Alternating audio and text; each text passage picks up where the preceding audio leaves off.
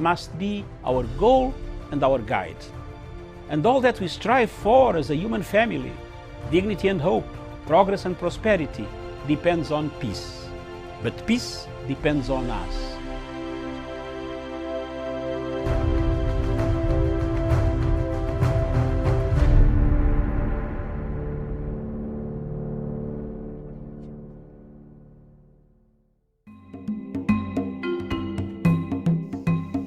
Viewers, those listening to this tape or this video, I want to bring to your attention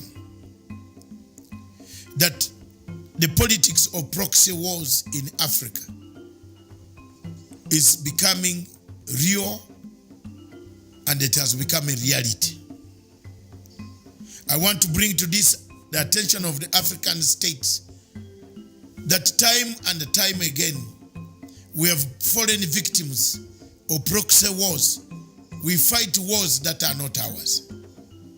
We fall in conflicts that are not supposed to be, don't help Africa, and they don't help our countries at all. The proxy war that is in East and Central and the Horn of Africa has been ignited, supported, equipped by France. It has been very real that the French government, quietly through its company called Total Oil, has been searching for resources around the triangle of East and Central Africa and the Great Lakes region and the Horn of Africa. The LAPSET was one of them, which could have been a landmark project for the people of France. They withdrew from it. The Tanga to Mwanza, they made it, they withdrew from it. The search for oil and resources through Total Oil has brought us the dangers of a proxy war in the region. It is therefore very prudent for people of the region to understand the dynamics that we are going through.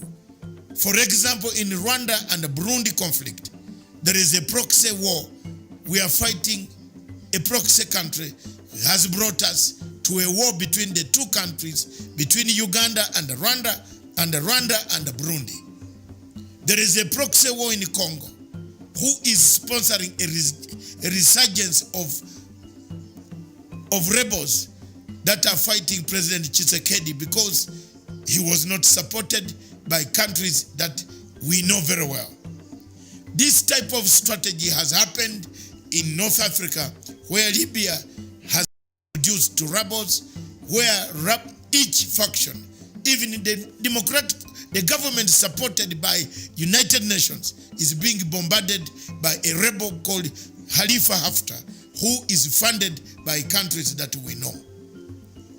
The question of Somalia and the Kenyan maritime presents a challenge, a test case for Africa and East Africa to stand firm and denounce the actions of countries that bring proxy wars and proxy politics in our region. It is therefore my humble submission that for this conflict, for this to end, we must do enough publicity, advocacy around the area to tell and explain to the international community why this problem is going to create an imbalance in the peace in the region, and the regional peace will be affected. It is therefore my humble submission that as a Ugandan whose troops, brothers and sisters, mothers and fathers of other many millions Ugandans who are in Somalia, condemn any action by the Somali government to try to resolve issues that should have been resolved amicably as Africans within the African confines.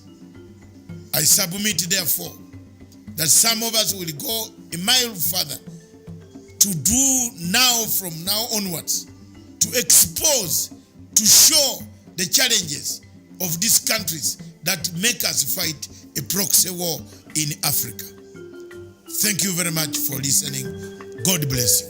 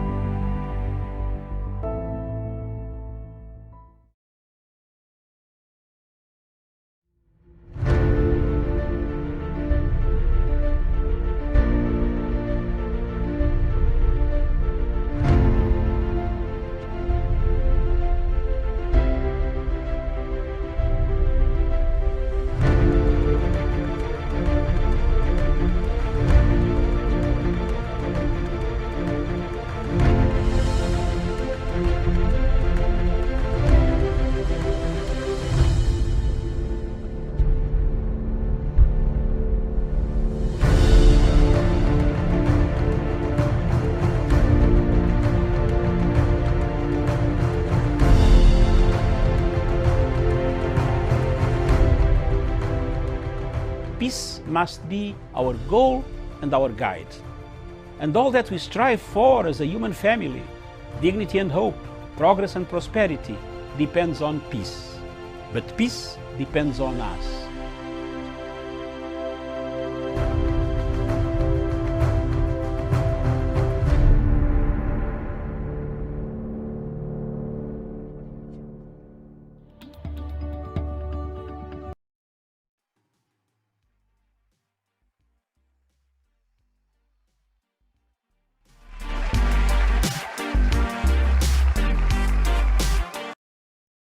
Good evening and welcome to the Spotlight. My name is Levi Kones.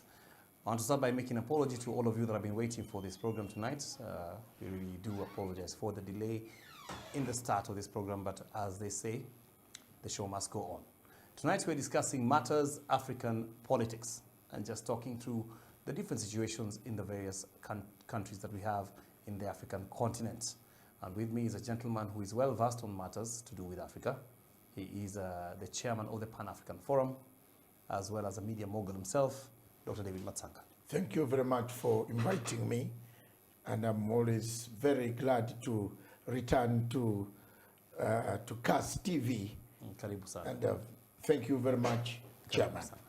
Yeah, so greet the Chairman for me before I forget. Yeah. Yes. Yeah. Let me just ask, in your recent rounds in Africa, where have you been concentrating the most, and what's going on generally in Everywhere. Africa? But I would have concentrated much on the conflict between Kenya and Somalia, the dispute, the maritime dispute. You remember this matter was brought to my attention. Yes. On 30th of August. And I have taken about 3 trips into Europe. Yeah. Tell us a bit about it, because most Kenyans hear that what the Somalis are trying to do is to own the whole coastline, including Kenya's. Yes. All the way down. The point is what's that the issue? They have to stick to the agreement that was there before. But before we could do that, somebody very mischievous on the Somali side, the Prime Minister, a Norwegian Prime Minister, is not a Somali Prime Minister. He holds a Norwegian passport. He sold these blocks to the Norwegians. So he's trying to cover up the bad deeds that he did. He sold the country without the countrymen knowing. But that is another plank that I'm coming to. My plank was the judge. The presiding judge is a Somali national. The president of the court. I had 6 points against him. I have been interviewed by the panel from the registrar's office. I went for that interview in London, and I have done it very well. And I think, as we speak now, he might not be on the panel because his term of office is ending sometime in February. Yes. Why is this an issue now? People will wonder. You know, we've been living with this. People did not. With these Somalis all these years. Yes. No problem. I mean, external forces have come in. Those who want oil. You see, Shell oil, Shell BP, Shell oil of Dutch. They have paid. They have rented what they don't even know. How do you rent blocks in an ocean when you don't know where they exist or not? What about if a tsunami comes to take them away? It is sad that external forces, darker forces, try to create conflict in a place where there was no conflict.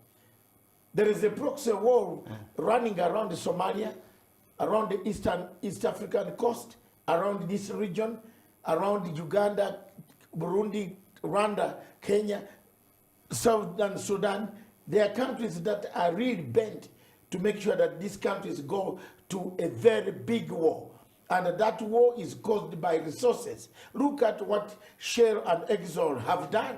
They have paid Somalia yesterday for $1.7 million for renting blocks that are under dispute. You see, the other company that did all this malice is Soma Oil. And so it's basically an oil war, as you say, it's a resources issue. A resources issue based, the conflict. And the worst thing is that some of this money is going to the terrorists. The terrorists, some of the money like the Prime Minister of Somalia is linked to terrorism for a long time. I've been following him for a long time. He has been part of the terrorist sleeper cells that have destroyed, killed, brought agony to the people of Norway, Europe, London, now Somalia, and East Africa and Kenya. I'm following it, and I'm not going to keep quiet about it. So you, as a Pan-Africanist, Yes. are getting involved, but others would wonder, you know, where is the African Union in this? African Union, which one? In this one at particular Addis issue. Ababa. Yes. That one went long time ago. That one is translated. If people can come and steal intelligence and here tap the phones of our presidents, and the information, when our presidents arrive there, our information is taken by Alcatel, a French company. So what you're saying, AU chairperson. What you're saying is that, according to you, the AU is just I have made like a ghost to us. I have made 4 intelligence reports, detailed investigative reports. 4. They are on the website. Millions have read. I predicted this problem of this man sacking the woman in Washington. I predicted it. It is me who blew the whistle about women being paid. You have to have some, interaction, a sexual interaction before you are given a job at AU. And that AU admitted. The second one, the tapping of phones, the recruitment. Who in France, in Paris, is paying the top officers of the AU, especially the chairperson? That's why the chairperson has sacked the Zimbabwean woman for condemning. It's really sad when we think of it that way, because then we wonder as Africans. Yes, we are in a bad shape. You want to tell me? There is a war in Cameroon. The AU cannot bring this topic agenda to be discussed. We welcome Paul Obier to come and drink tea with us when people are dying in Papazonia. We welcome Mr. Buhari. People are dying in Biafra. The southeastern part of Biafra is gone. The northern part of Biafra, Boko Haram, finished it. We are having insurgents moving. Libya is bleeding. The AU is laughing, watching General Khalifa Haftar destroying Africa, destroying Libya, killing the very Libyans that we recognize as a government. Where is the AU? Is it not there? French have captured it. So what's the recourse? We have to topple the leadership of African Union. And I'm heading there. I have so far 3 million signatures. We shall topple him. We shall take it. Disband it and The man from Chad has to leave that office. That's it. The president can like him, but we don't like him because we have evidence of him. We have serious evidence that we can table to any international panel. You know, you don't wrestle Matsanga on internationalism. Never. You can't wrestle me on internationalism. Try me. Very Try interesting, me. actually. Ocampo, if you can see where Ocampo is. Where is Ocampo? Where is Ocampo? Ocampo cannot even book a single room anywhere. He's a thief, a gambler. He gambled. He gambled with lives of Africans. He was paid $17 million to gamble. He admitted. I followed him. I got him. Bring it on. Anything on international scene, I will floor you. What would be the ideal scenario you would like to see for the African continent? Just to change the leadership, which is revolutionary, like Nkrumah, Nyerere, Sekou Touré, Kaburo, Samora Machel, Obote, Jomo Kenyatta, Haile Selassie, Patrice Lumumba. These are the men, Lisa Benebera. These are men who speak for Africa. We have a man who is dining with our darker forces. They want oil. Look at what is happening here. A proxy war in Burundi, in East Africa, between Rwanda and Burundi, Burundi and Uganda and Rwanda. Congo is flaring up. Hello, Africa. We needed somebody to speak. We need people to speak. Yeah, we don't have president. We have Kenyatta speaks. President Uhuru Kenyatta speaks. Museveni tries to speak. But the presidents who spoke are gone. Mugabe is gone. We need another Mugabe to speak out. We are under siege. And yet the West did not like Mugabe. Yes, look at Somalia. Who paid Somalia to go to Hague? Who paid Somalia to go to the Hague? Norway. And we are smiling with the Norwegian ambassador here. What for? Tell her to pack and leave. You are creating us a problem. We are dying in Somalia. Ugandans are dying. Kenyans are dying to pacify in Somalia. American hegemony comes to open an embassy, refuses to proscribe Al-Shabaab. Hello? Hello? How many people in Kenya have died of Al-Shabaab? And you refuse to call them terrorists? So are you, the suggestion here would be, like most would say, this would be, we are saying that there is some neo-colonialism going on and trying to fight against it. And yet Africa for many, many years has since even post-independent Africa has still needed a lot of help from the West. Which help? And we have even as we say what you alluding to and yes. talking about how yes. they, there's a fight for resources, they're trying to get into the African continent and take out all these things. The truth of the matter is we do have African governments that are still begging for aid out there. Why do we beg for aid today? Because we have been strangulated. We have been strangulated. On one hand, when we want to stabilize, you bring sanctions on us. Today, over 2,000 officials of Uganda government are on sanction list.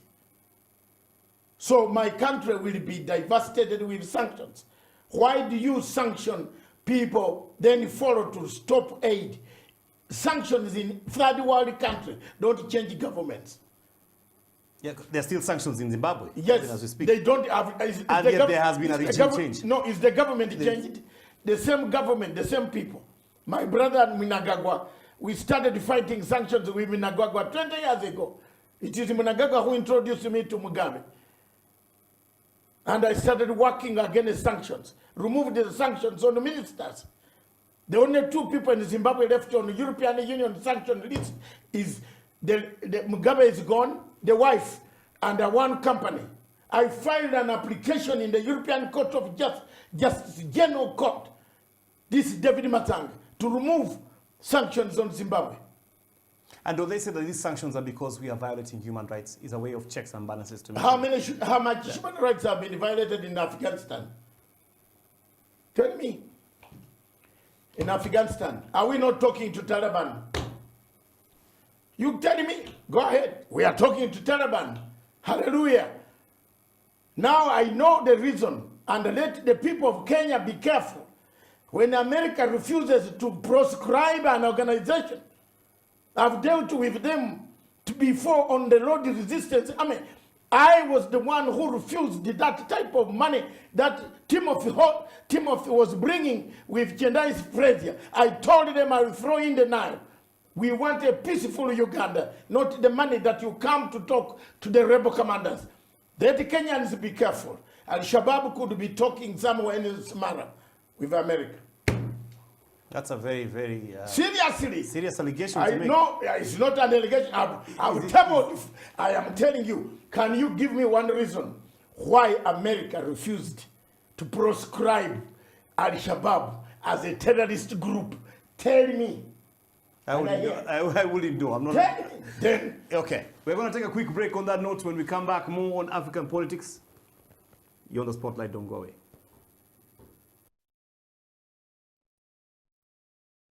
First of all, let me thank you. I've prepared 2 papers which I believe will be circulated because they'll not be projected. But if you can see, first of all, I want to agree with the Honorable Minister. I've done 2 pictorials. One of them is described as Africa at the dinner table. And if you look at Africa at the dinner table, Africa is on a plate and it is meat. And the diners at the dinner table are France, the United Kingdom, the United States, the European Union, the Chinese, and progressively the Arabs. And my second picture is the African hotspots. It's not visible from there. But if you look at Africa today and you make a clean sweep with your mind, there are different conflicts of different intensity in Somalia, in northern Mauritania, in northern Mali, in Central African Republic, Democratic Republic of Congo, Guinea-Bissau, in the Cameroons, in South Sudan, and one can go on and on. And there is a sense in which Africa has always been alive to the question of interference.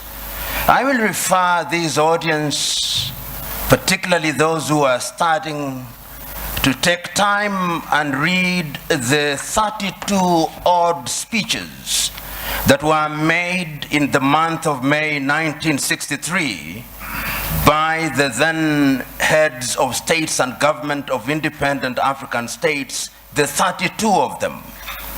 And there are two speeches that I want to isolate for this presentation. One was by David Dacko of Central African Republic.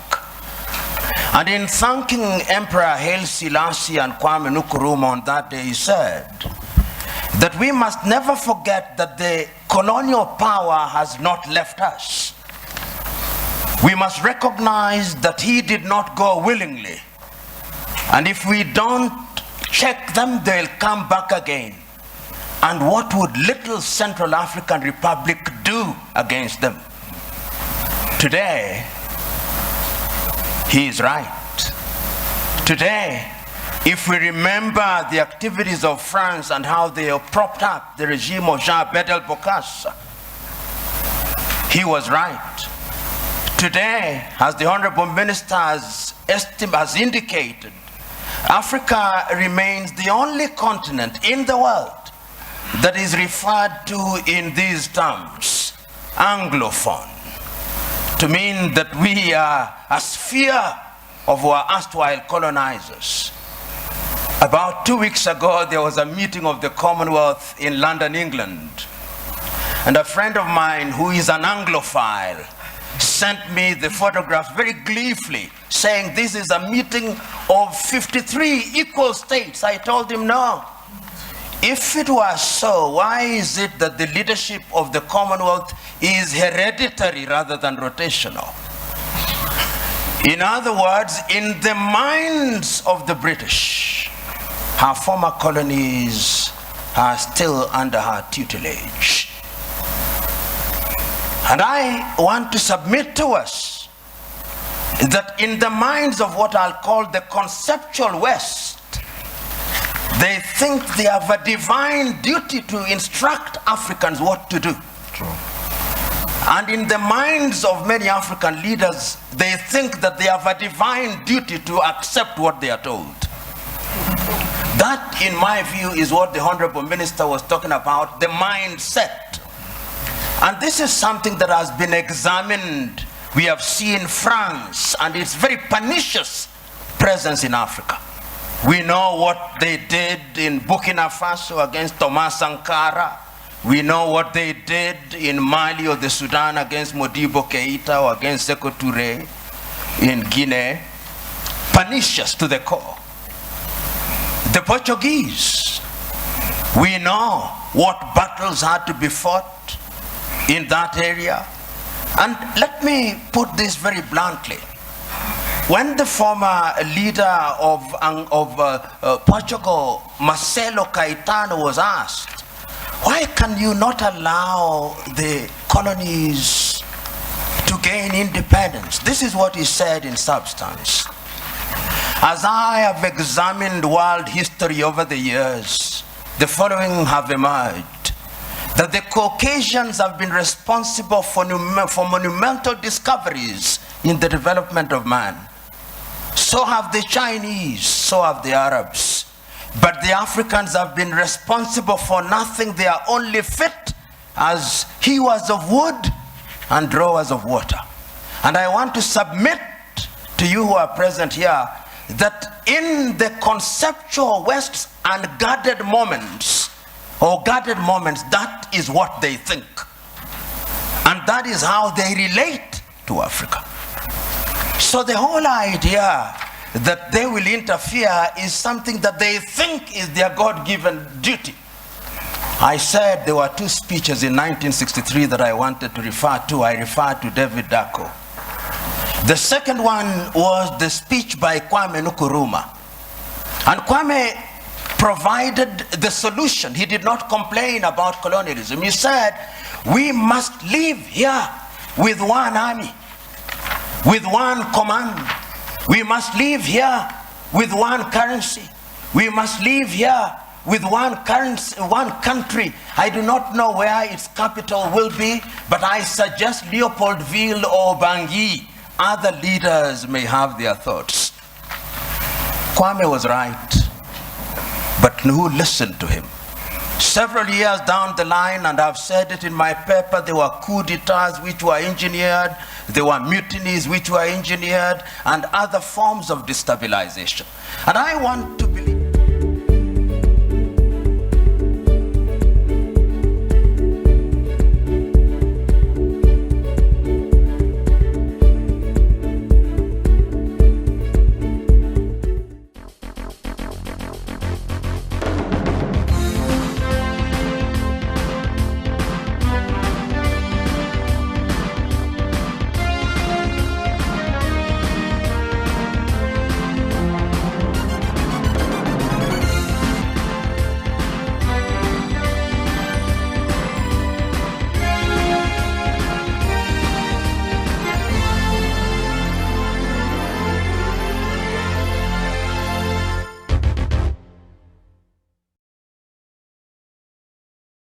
Thank you so much for joining us today. It is the 29th day of October 2019. The show is Good Morning Africa, and we're coming to you all the way from the Kenya's capital here in Nairobi, and we're hoping that your day has started well or is ending well, depending on where you're watching us from, because for others it is a good evening and for others it is a good afternoon. Thank you so much, and I'm joined by none other than Dr. David Matanga himself. Doctor, good morning. Good morning. Not joined by, Yes. but co-host. Yes. Together. Partners Yes. in crime. Good morning, wherever it is. Partners for Africa. Good morning, Africa. Good morning, wherever you are in the world. Thank you very much for watching Punchline Africa TV. This is Dr. David Matanga himself on the steering right now, together with Miriam Ogutu. I was going to make another mistake, but it would add to your going to Doha for the World Cup. Yes. When is it taking place, by the way? Is it next 2 years from? Is it 2022 or what? Yes, wherever it is, we shall be there with you. Thank you very much. I will send you as my representative. I want to go for football when Liverpool is playing. It's playing. Yes. Okay. So thank you. Good morning. And first of all, we have a very good topic this morning, the judiciary at crossroads. Kenya's judiciary at crossroads. You remember I have been on this subject for almost 2 years since the nullification of elections in 2017. I have been telling people the truth. I've been saying there is something wrong with the Kenyan judiciary. And believe me or not, it has come to pass. The making that is the shape of what we find ourselves. The condemnation, it is not Uhuru Kenyatta who plans the budget. It is the parliament that slashed the budget of the judiciary. And the condemnation, I've seen everybody on television condemning Uhuru Kenyatta. As who? As parliament? He's supposed to sign for cash. When they bring him what is supposed to be signed, is what he signs. But the judiciary has got its own problems, and that's what we want to go through right now. Or first we begin with a few African news headlines, and then we come back to this topic, and I will go through it pace by pace. But what I've been telling Kenyans is Maraga will bring you to a revolution. This revolution of the court started a long time ago. It has now reached the apex. Don't go away. Let's listen to African news again with Miriam. And if there are any questions that she wants to ask, what she doesn't want to go further than that, I will. I'm here. It's okay. It's only Uganda that I will tackle. You can look at anything else. We agreed. No, Uganda, yes. Yes, that I will take care But of. last night I took them on again. Again. Yes, on CAS TV. How did you find the show? It was really nice that they just played some of the clip before the show started Yes. a while ago, yes. It's a very good clip. It is being demanded by several people in Zimbabwe, and they want to see the clip. I've sent it. Is on YouTube if you want to find out what I talked last night about Africa, about African Union, how African Union has been grabbed from us by a non-African state called France. Mimi, I have no words to mince about. I don't need a scholarship to go to France to study. Neither do I need to be part on the parcel of the French hegemony that destabilizes Africa, that leaves Africa bleeding. No, I'm sorry. If I watched a documentary on Madagascar, Ravaranana and Rajalina. Jandorina and Ravanana. This, I watched that, and the president said the French threw him out, and the French stopped his coming back. So I don't speak without facts. They placed a DJ man, disco joker, to become a president. Africa is used to this type of laughter. And we have a comedian in Ukraine. Yes, you need, you know, comedian, but that is okay. They can have anybody they want. But I'm telling you, Africa, we still have a problem. As long as we have those type of darker forces just walking underneath us. Thank you very much. And I like what Kagame said. And we shall expand on that. There you are. Over to you.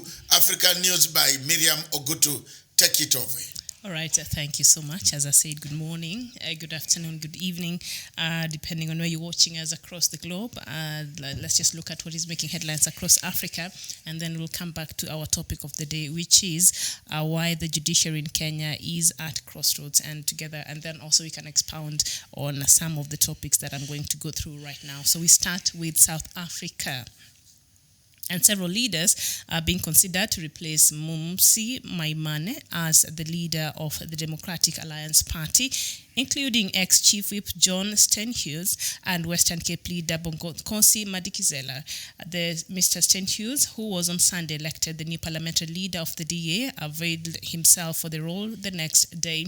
The DA's Western Cape leader Bongokosi Madikizela is also being considered for the role, but said he preferred to continue his current work in the party's stronghold region. We go to Burkina Faso, where at least 13 civilians were killed by armed groups over the weekend in northern Burkina Faso, reports said yesterday. Citing a security source, the situation caused residents to flee from the village of Apobe Mengao in the south Saum province of Djibo, the provincial capital. We go to Ethiopia, where the Orthodox Church in Ethiopia has lashed out at the country's prime minister, saying he has failed to protect its members in the wake of ethnic and religious clashes that left 70 people dead. And in Biafra, the leader of the indigenous people of Biafra, IPOB, Nnamdi Kanu, has raised alarm over fresh attacks on its members. Kanu was speaking over the weekend, said that some security operatives invaded the venue of IPOB gathering and opened fire on them. The incident happened in Mbonyi State during a meeting by the IPOB members. And the leader also added that some members were seriously injured and in critical condition following the incident. We go to South Sudan, where the executive director of the United Nations World Food Programme has wrapped up a visit in South Sudan after helicoptering into the volatile South Kordofan region to assess humanitarian needs. David Beasley told The Voice of America's South Sudan's In Focus that the trip came about after he recently sat down with the leaders of Sudan, the rebel SPLM North and South Sudan, and received commitments to allow humanitarian workers unfiltered access to the region, a development he called quite extraordinary. And still in South Sudan, the Ministry of Foreign Affairs and International Cooperation has described as unwise the recent UK travel advisory. On the 18th of October, the Foreign and Commonwealth Office advised against all travel to South Sudan, citing growing insecurity. In response, the Ministry of Foreign Affairs and the International Cooperation rejects the assertions, saying world leaders wouldn't be visiting the capital Juba if the country was unsafe. A recently IGAD team, the UN Security Council delegation, visited the country where they held meetings with representatives of the peace parties. And in Tanzania, two rights groups are calling on Tanzania's government to ease restrictions to dissent and freedom of expression imposed by President John Magufuli since he came to power in 2015. Amnesty International and Human Rights Watch issued a report on Tanzania's at a joint news conference yesterday in Nairobi here in Kenya. And we go to Guinea-Bissau, and Doctor, we seem to be having a lot of problems now with Guinea, with these Guineas, and now today is Guinea-Bissau, and the president of Guinea-Bissau, Jose Mario Vaz, sacked his government on Monday with immediate effect, creating doubts over next month's election. A news agency, AFP, is now reporting Mr. Vaz said the decision, which was read out on national radio, was based on what he called a serious political crisis in the country, which had prevented the normal operation of some institutions. The move comes days after Prime Minister Aristide Gomes denounced a coup attempt and police violently repressed an opposition protest. One protester was killed on Saturday and several others were injured during a demonstration calling for a delay to the 24th November election. And of course, the opposition wants the election to be delayed to give time to clean up the election registrar to prevent voter fraud. And of course, the government has refused to do that. And we go to Nigeria, where the Nigerian authorities say more than 150 inmates have escaped from a prison which apparently collapsed during heavy rains. The medium security jail is near the central city of Kolonja in Kogi State, where two rivers meet. Very interesting, their prison break in Nigeria. And yes.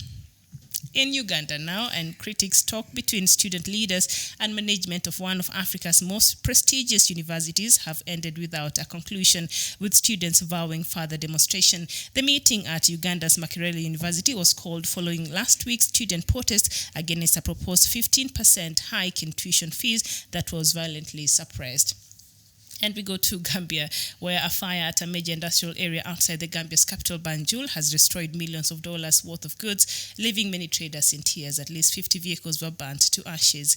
And we end with Rwanda, where the authorities in Rwanda have paraded 4 men suspected to be behind last week's grenade attack in Kamembe, southwest of Rwanda.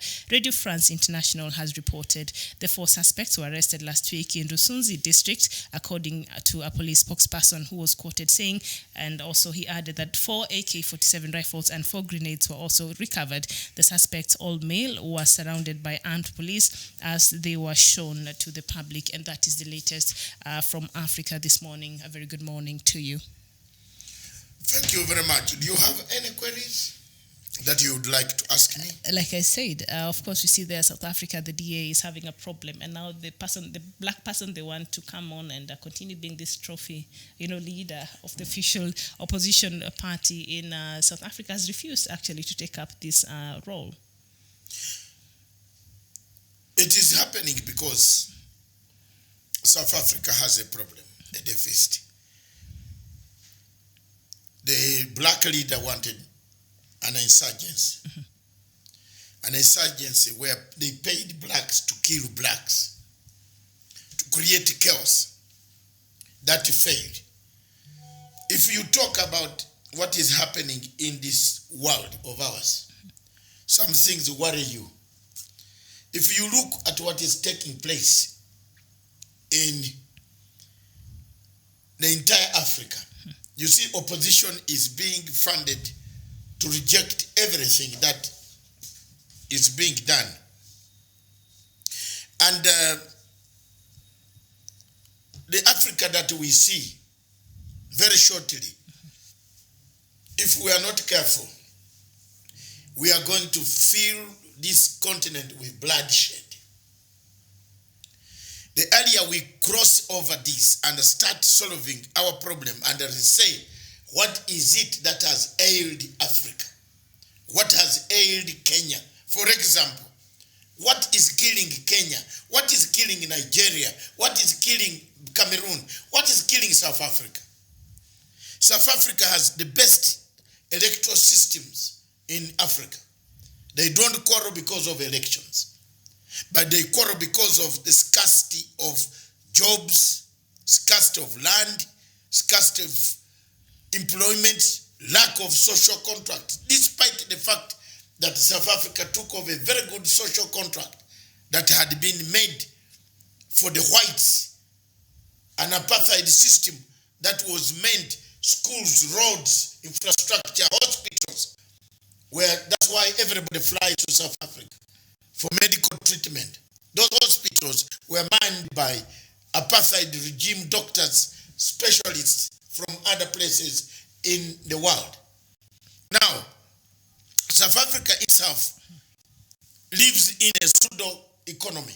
You know, I have been telling you there is no middle class. Every time you ask me this question, are you sure? There is no middle class. Where is the middle class in Africa? Is there a middle class in Africa? There's no middle class in Africa. You have thieves. What you call a middle class in Africa are thieves. They have stolen from you, the common man, and they have stolen from the government. Do you now agree with me? Show me one middle man in Kenya. Middle class. Show me. Show me. Show me and I keep quiet. Mention one. Middle class. Show me. Go and put a roadblock around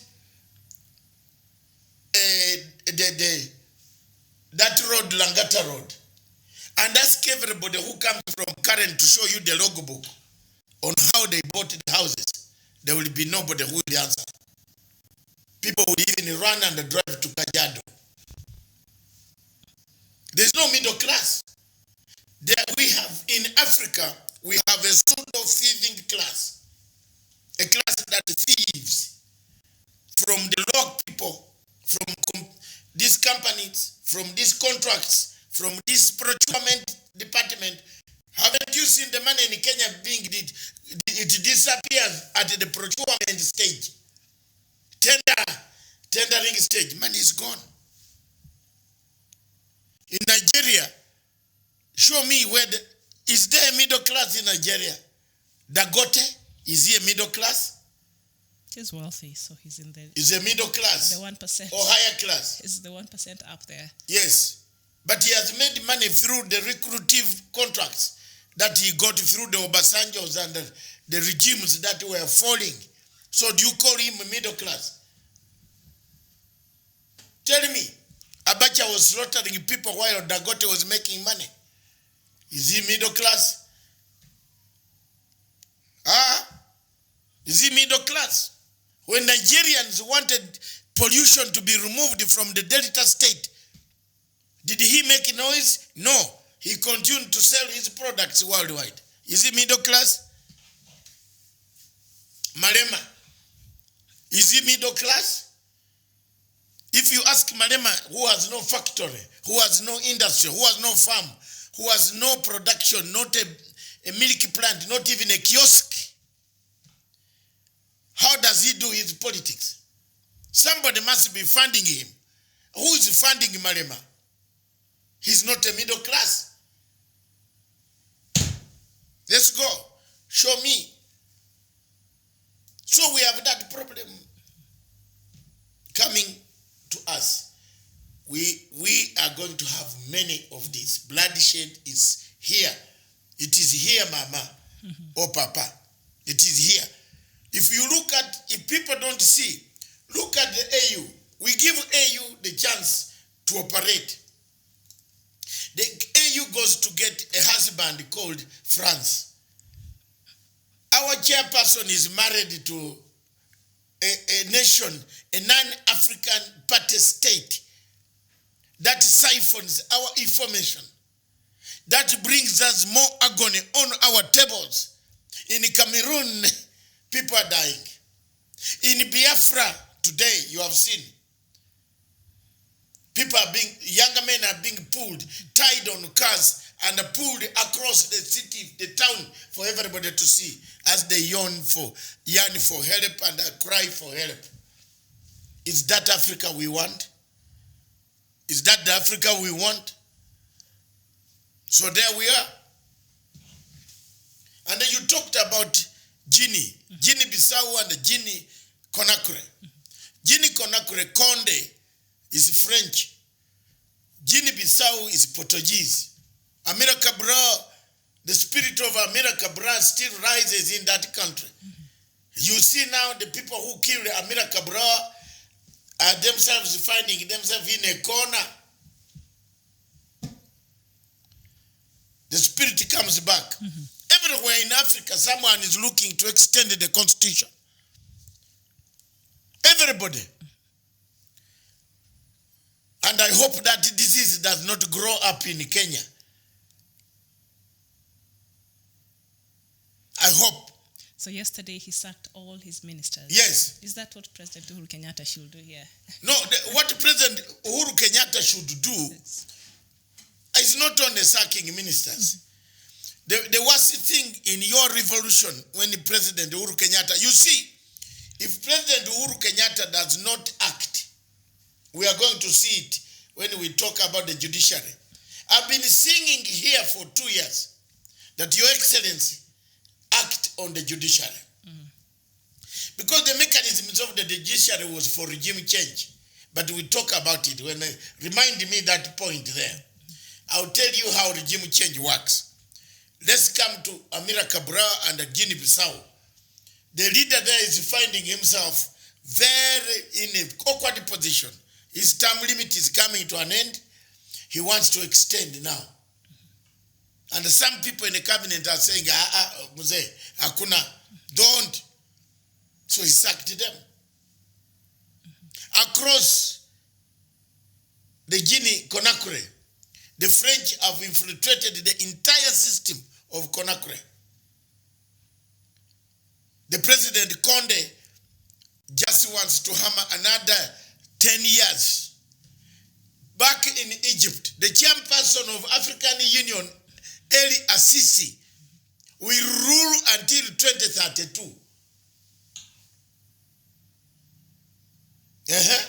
They changed the constitution. Down the Nile, in Uganda, we have His Excellency. You told me not to talk about it, I leave it to you. Go down to Kagame, he's still there. Go down in Burundi. I don't think Kagame is even planning to go anywhere. No, from what we go can down see. to Burundi. Burundi man changed it physically. Physically, even he changed the constitution to rule. It's become more like a family enterprise rather than a Go president. to Botswana. Yeah. If President Hammer had known that Masisi would be very dangerous, I swear he would not have left power. He would have stuck there. He's an army man, he would have called the army. He would have just called in the army and they stay in power. You saw the way he went and put power behind the opposition. But they failed. They failed. That was an indictment. But that is another way of saying, had he known that Masisi could act differently, he would have not let it go. Go across to Mozambique. Where we still, the opposition contested. Renamo is saying we have to go back to the bush. The bush. Renamo is opposing the results of elections. Come upstairs in Malawi. That one, everybody has forgotten about it. Because the government hammered the opposition to silence. Walipigwa, they were beaten beaten up, brutally beaten up, they are kept quiet. Let's cross over. What do you want me to say? Before you cross over, Doctor, you mentioned Mozambique, and yesterday I was doing this news. You were not here during the Good Morning Africa show yesterday, and apparently there are 17 commissioners in the Electoral Commission of Mozambique, and out of the 17, 9 validated the election results, and 8 refused to do that. So basically, they're split in the middle, with maybe the validation team having just 1 vote. So would this form the basis of contention? And the case that opposition is bringing, that the elections are not okay. If the electoral body are divided in the middle, they have thrown the country into what? What is killing Africa? Someone is making sure that revolution. Miriam? I think you pick these things. I hope you write them down.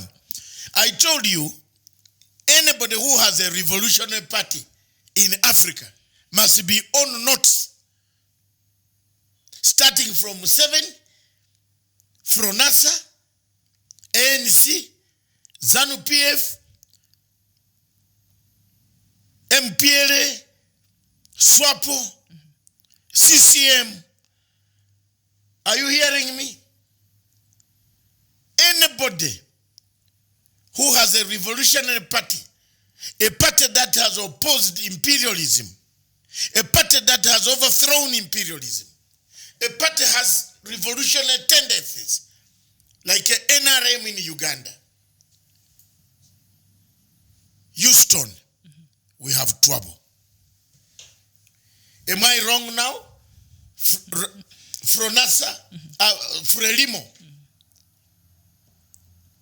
The fight between the Electoral Commission of Mozambique is between the Frelimo and the French-backed people. Who is backing Renamo? France. ANC is having internal feud. There is only one factor that is keeping ANC alive in South Africa. It's because they don't want to hand power to the white minority. But the day that will come, ANC is being weakened inside through its structures. ZANU-PF, if Mnangagwa does not step up and keep alert and use us international friends, Walai is gone.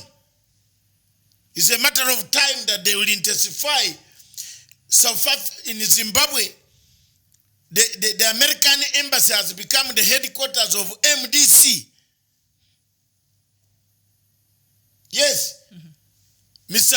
Chamisa issued statements of MDC from the American headquarters, embassy in Harare. And we are watching. That's a revolutionary party. Today, you see Tanzania being condemned for human rights abuses. They want to dismember CCM. Chunga. If you have a revolutionary party in Africa, chunga kabisa. Be careful. The new wind of George Soros' CIA branch is on you. Yes, the CIA branch is on you. Look at what is happening in Ghana. Somebody was suggesting 2 weeks ago something very different in Ghana that they want to separate from the main Ghana. Who is fueling that? It is a group that has been trying to do that for a while now. So, look at Ethiopia. The man goes to get a Nobel Prize. A Nobel laureate, Nobel Prize, man. Back at home, they have put chaos for him. The Prime Minister of Ethiopia might not stay longer. Now, when the Orthodox Church, which is the prominent church in Ethiopia, is all what they wanted to achieve is to give him that prize. Because he has been their person for a long time doing the dirty work of George Soros imperialism around NGOs, UN, all those jobs he did. He's a man that was on a mission. Ethiopia is in turmoil. It is. I warned you. I told Dr. Abe he should not have opened his borders with Eritrea. And it's the borders that earned him the Nobel Prize, because they say the peace that is brought between Ethiopia and... But that they have opened Ethiopia has opened the border with Eritrea, but Eritrea has brought radicalism into Ethiopia. It's no more. The fight in Madagascar between this DJ disco taker and the man who went to school to study. The DJ man was like a Mr. Bob Wine in Kampala. Music disco joker. Hello, how are you? Thank you very much. That's it. We need the next number is this. This is the president of Madagascar today. That is how they used to do it in 1975, but now they sound different. Oh, Miriam is now telling me. I will not analyze your news now. I'm rebelling. No, I can help you with that. Can you help me, Miriam? Hello, DJ. Let's bring it on, DJ. Thank you, Mr. DJ, for playing for us. Thank you. That is 1980. 1980. That's okay. So thank you very much, Africa. That is exactly. At times we don't present news for bad news only. It's okay. We need to laugh a bit. To break the ice. And Miriam has made me laugh a bit. But that's Africa has a problem. We have somebody seriously bent to dismember this continent. I'm telling you. Look at what here. President Nkurunziza cannot go to the toilet 50 meters away from the house. He has to be in the house to safeguard his leadership. Because there are perceived people who want to overthrow him. But until when? Does he have a strategy to do this? Now the wife has gone to music to sing for him. So Africa, we have a problem. We have a problem. That is a family of many talents. Across in Angola, in my in-laws, my in-laws in Angola, if they are not careful, MPLA is being undermined. Very soon, there will be chaos. The former president is locked in. The family feud. They're married. Yes. The kids are married. Big family feud. Yes. And that's why I don't even want to talk about it. I keep quiet because I don't want to take sides, and then I suck in my relatives. That is a revolutionary party. Across in Namibia, SWAPO is fighting at each other. Some Joma Wish says, who are these people I brought to power? Someone is fueling chaos in all these revolutionary parties. NRM in Uganda, they have harvested 2,000 Ugandans are on sanction list of the United States of America. Not small businessmen doing trading in Kampala. Heavyweights of NRM system. So how will the government function? African countries, wake up. In Kenya here, they are just waiting for 2021 around there. And mark this on your record today. They have already given you a small sample of what they want to do.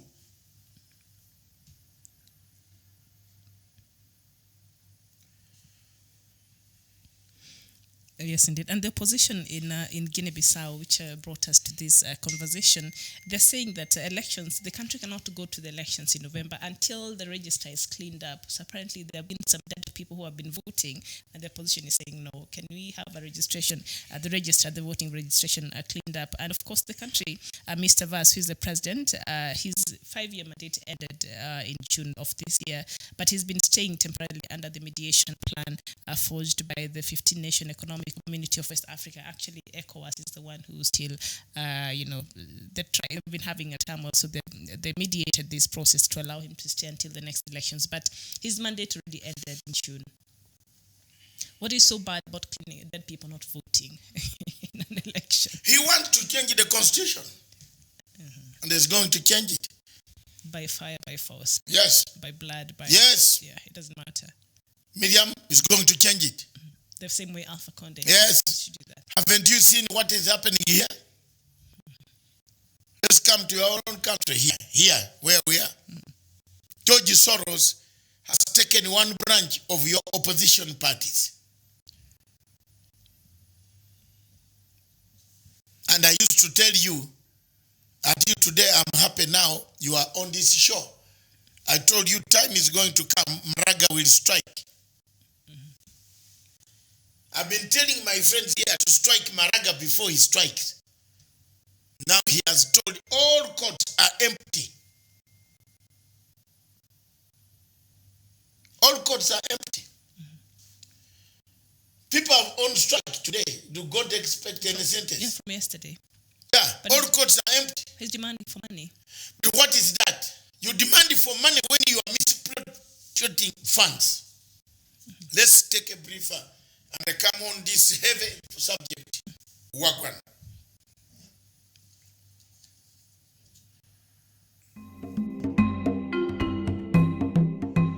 Zimbabwe's economy is cursed because we have a bad leadership running the treasury of the people of Zimbabwe. President Emerson Mnangagwa should have picked a person who understands the political, social, economic apparatus of what the economy of Zimbabwe needs. President Emerson Mnangagwa would have been able to walk out of this quagmire of the economy by picking a leader, a person who is able to manage the economy. The current Minister of Finance is a parrot of George Soros, Brentwood's institutions. He cannot run the economy. A person who always talks of hiked prices, hiked percentage, hiked fuel, cannot help you in a struggle where regime change is near the doorsteps. President Emerson Mnangagwa, dear brother, time has come to change the direction. The Zimbabwe economy is the Waterloo of the government of Zimbabwe. It is important, therefore, for us to do what we call fatigue evaluation. Is there a need for fatigue evaluation? Is the system moving forward?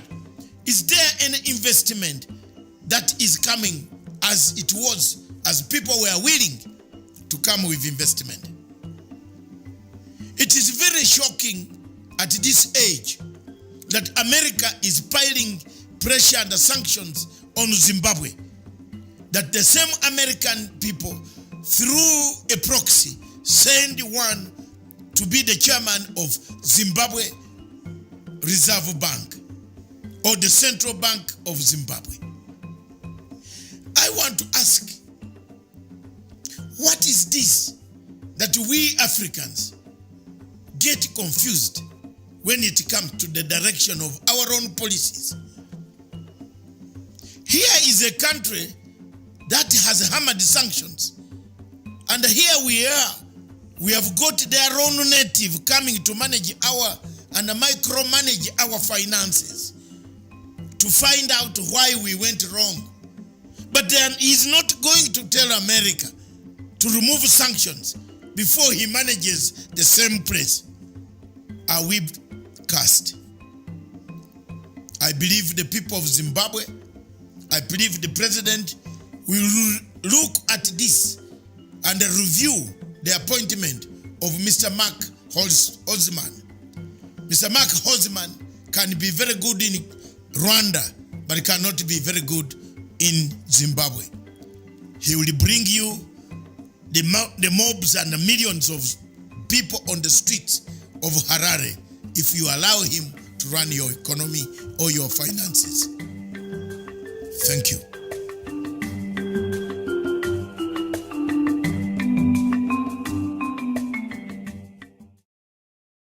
Welcome back. This is Good Morning Africa show, in case you're joining us and you're coming to you all the way from Nairobi. And good afternoon, good evening. I see a lot of you are writing to us, and I'll go through your comments in a short while.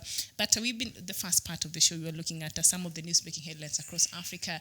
And you've seen Guinea-Bissau is in turmoil now, and together with the other Guineas. So we're wondering what is wrong with these two Guineas and what is happening across Africa. And we're able to look at some of that. And now we want to look at our topic of the day, which is why the judiciary in Kenya is at crossroads. But Doctor, before you just get into that, and I think we still have a lot of time, about an hour to do that, the Ministry of Affairs in the British has given travel advisory against South Sudan. Anybody who wants to visit South Sudan, and has said to all British citizens in South Sudan, but that you're supposed to leave while you still can. That is quite alarming. What is that? Do they know something that we don't know?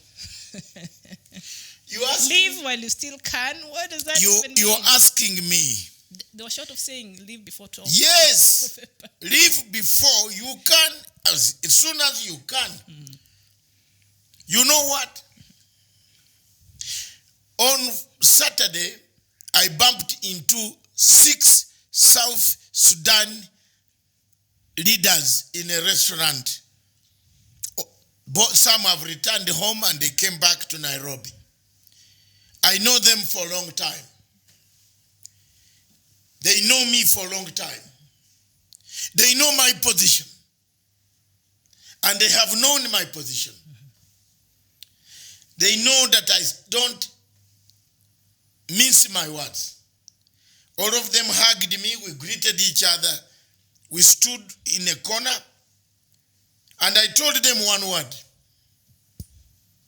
Hurry, make this agreement work.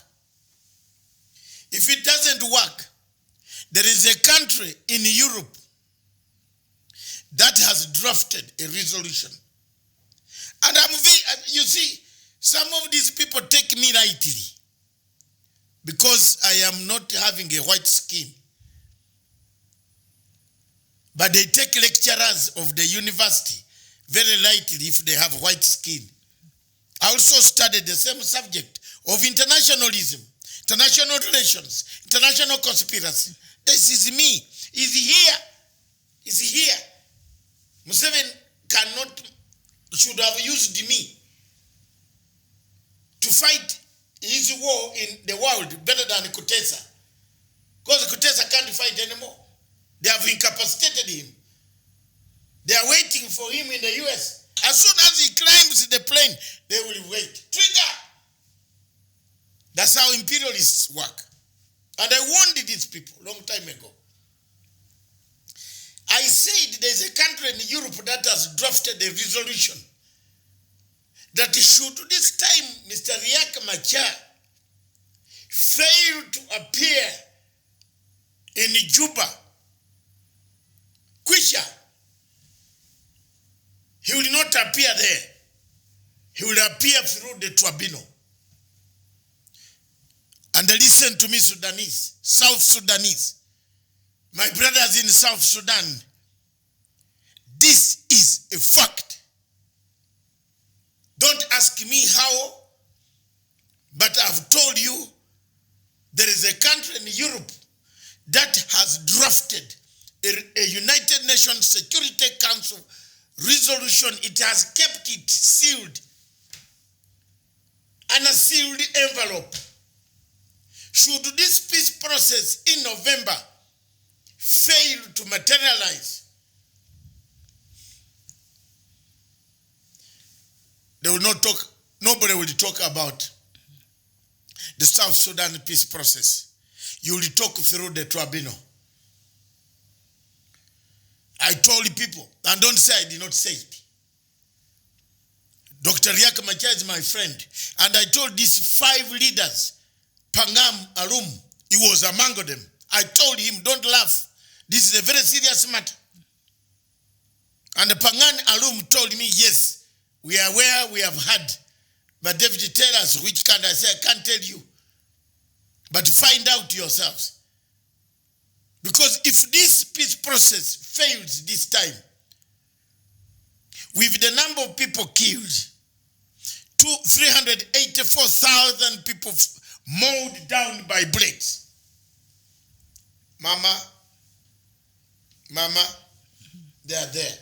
They are here, my sister. So the earlier Dr. Riek Machar starts packing, because he has got a lot of luggage after several years, there should be to return, the better. I'm happy that the spokesman, Mr. Maboy Garang, the son of John Garang, my friend, one of the best friends of mine I lost in Africa, is John Garang, a visionary leader who would not have killed, who would not have allowed this to happen to South Sudan. His son has just written a statement to say Riek Machar is ready to work with Salva Kiir despite provocations. That's very encouraging for me. But I want us to be candid, very straightforward to each other. There is a problem in South Sudan. The problem in South Sudan is fueled by companies, again, which want resources. And those companies, one of them ran away. Now it ran away, but it is still arming some people. From a proxy point of view. So IGAD cannot win the war. IGAD cannot silence the guns. IGAD is another referee who will look upside down while things are going on. Because then he wakes up when the two armies have eaten each other again. Because of the interest in some of the IGAD member states there. Salva Kiir has tried his level best. You can't blame him beyond that. He's a head of state who was left with the instruments, and he has done his best. Riek Machar must do his best, because all these resolutions, a drafted resolution waiting to happen to trigger a mechanism is coming. Is it 12th of November? It's of November. Now it's about 14 days to go. 14 days to go. Today. We shall witness a change. That is why the British government has issued a travel advisory. Has said, if you have any document that says you're a British national, whether you are an Indian, a South Sudanese, a black, get out. Don't go near South Sudan. But something very so you can guess for yourself what will be happening. And of course, South Sudan will not take that lying down. So through the Ministry of Foreign Affairs, they came out and they gave a statement, and they said they reject the assertions by the British government saying world leaders wouldn't be visiting Juba. So they cited the example of IGAD team was there the other Friday, and the UN Security Council was there about nearly 2 weeks ago. So they're saying if the country was so unsafe, this group would not have visited South Sudan. But I mean, these are people who went there with proper security, I would imagine. So, so that is their argument, that if the country was very unsafe, then IGAD and the United Nations Security Council delegation would not have visited Juba a few days ago. So there we are. So do we talk about these quotes? And in the Standard newspaper today, I think this story forms the basis of our conversation today, why the judiciary in Kenya is at crossroads, and you see quotes shut down as cash crisis abides, and it continues to say that the justice is on trial and more than 15,000 cases suspended indefinitely across the country as judiciary runs out of money for basic operations amid budget war with Treasury. And that story, full story, is on page 5 on the Standard newspaper here, so you can go check it out. But Doctor, the courts are not working since yesterday. What does that mean to the judicial? The courts are not working while Maraga is not here. Where is Maraga right now? Maraga is somewhere in Maraga is in Qatar. Official duties? I don't know. I want to ask.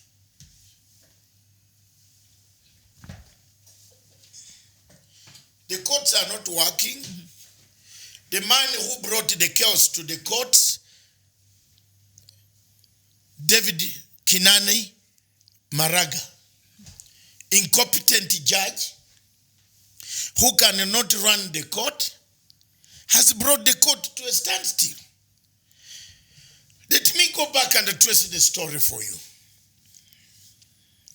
The Kenyan courts were under siege by external forces of George Soros. Open Society Foundation. You remember the Macau Mutuas, the NLD, the Dutch NGOs funding court activities. All NGOs in Kenya looked at Maraga and the courts as the only survivor and the savior of their way forward. Prior to 2007, several NGOs collected money, and the purpose was to run around something to do with Sharia. Sharia hii, Sharia mkono, Sharia mguu, Sharia macho, Sharia this. They created several NGOs, all of them geared at focusing on the Kenyan court and the judiciary as a system. After the departure of Justice Mutunga, a very well-known activist, but very academic, and a very shrewd man you cannot bribe, a man you cannot do a deal with, there appeared to be a crisis. The return of David Kinani Maraga, stepping in the shoes of an intelligent superhero, a man educated, although used by also external forces, he was in for that court. He made drastic good changes. He simplified the law. He administratively stuck on his ground. No corruption scandals came out of that court. When Justice Maraga took over, the courts became the haven of the temple of Jerusalem before Jesus swept people out of the temple. The Kenyan courts today, the judiciary, is equivalent. You can equate it to the temple of Jerusalem before Jesus left Jericho and looked for a donkey that had never worked and went down to Jerusalem to sweep away the thieves that were in his father's temple. The Kenyan courts today has 4 flanks. One, court number 1 is the fixer. Court number 2 is the incompetence. Court number 3 are those who procure, who make procurement for the fixers. Who is the next candidate? Your case is where? Who has a case? Can you look for me anybody who is going to see justice so and so? Today I'm telling the truth. I don't, if you have anything to ask, ask me. Who knows justice so and so? This is the Kenyan court. This is the judiciary of Kenya we have today. Do you know justice so and so? My brother is appearing there tomorrow.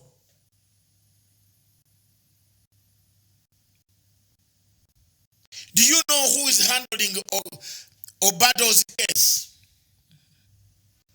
Please, if you go to this these restaurants, these nightclubs, these good posh places, you will find lawyers in their grey suits seated discussing deals direct with judges.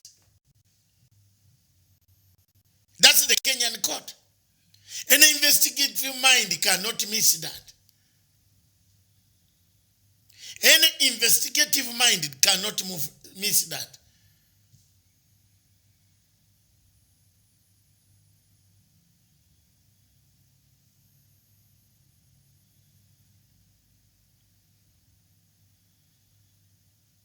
So you tell me,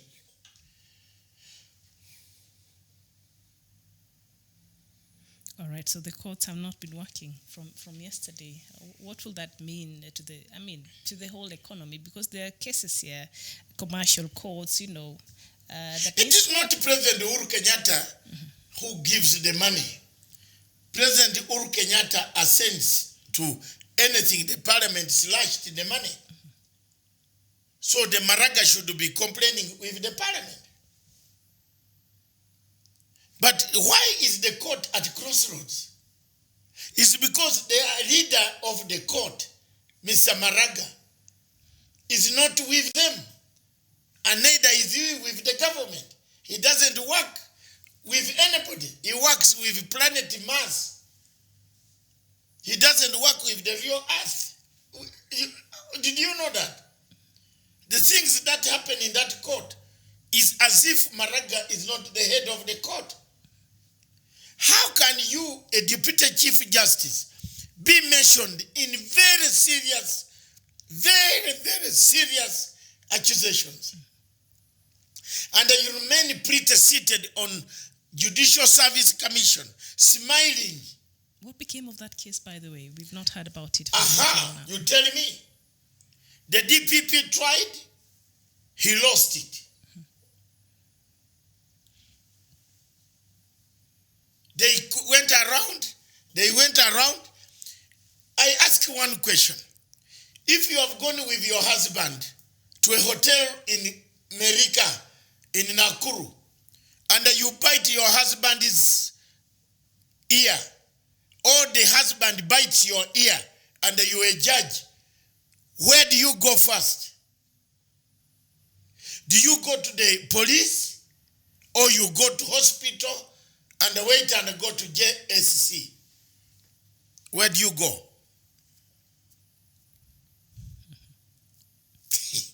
The answer is the quietness, is the police. So the Chief Justice constituted a bench to discuss a matter that was obvious. The Deputy Chief Justice, former Baraza, touched a woman's nose. Just touching a woman's nose at Village Market. Baraza, that Bungoma girl of ours, the Mugisu Masaba girl, lost her job. This one has been flirting with very serious people, even drug wagoners, money laundering, serious offenses. Justice Muiru is still in the office. She's walking the corridors. So why should you fund a court that has those type of problems? The parliament looked at it, slashed their money. So we've seen arguments coming out of this, what is happening right now. They're saying it appears as though a lot of money has been allocated to the Big Four agenda, which is eating into other institutions that are also very important in this country. What do you make of that argument? Which one? A Big Four agenda was allocated too much money at the expense of a place like Judiciary and other institutions that actually need some... But what does the Judiciary? I've told you the Judiciary, the head of Judiciary is on Mars. And the court itself is on earth. So maybe the MPs looked at it and found out that are we allocating money to what? There are no reforms. The reforms in the judiciary cannot be seen. People are still, bribery is rampant, corruption is so rampant. The assaults that we have done on this court are too many for any Kenyan to see. You can go back in our videos and see one judge was bought a Range Rover of 25 million shillings, white Range Rover, by a boyfriend who was an office messenger. One judge, a lady who used to drive a Vix, she came up with a Range Rover to the court. We took the photograph of this Range Rover. Few weeks passed, this man was arrested. He flies because of the traffic between Nairobi and his home. He hires a helicopter to drop him home. When we point out these mistakes to the court, the Chief Justice never asked, who is this? Who is this judge who immediately became befriended by a wealthy businessman who had swindled NHIF money? A mere office messenger. Is that another institution, or we're talking about NHIF? Which one did you say? NHIF. What is it called? You added another N and another H, so I thought this could be a different institution. You know, you tell me and correct me. NHIF. It's called NHIF. Yes. Yes. The man is an office messenger, a receptionist. He had 9 houses. Townhouses. Each worth 35 million Kenya shillings. Kenya shillings. Bought a judge, cash money. People investigated where the car was got. The court did nothing. The court was told that these cases that took people to America, some people were involved. Judges who were releasing the Akansha family. And these judges are mentioned. They are still working. Now look at the court, which is a court becomes vindictive against its own people. Mr. Maraga wanted Mr. Jackton Ogwang out.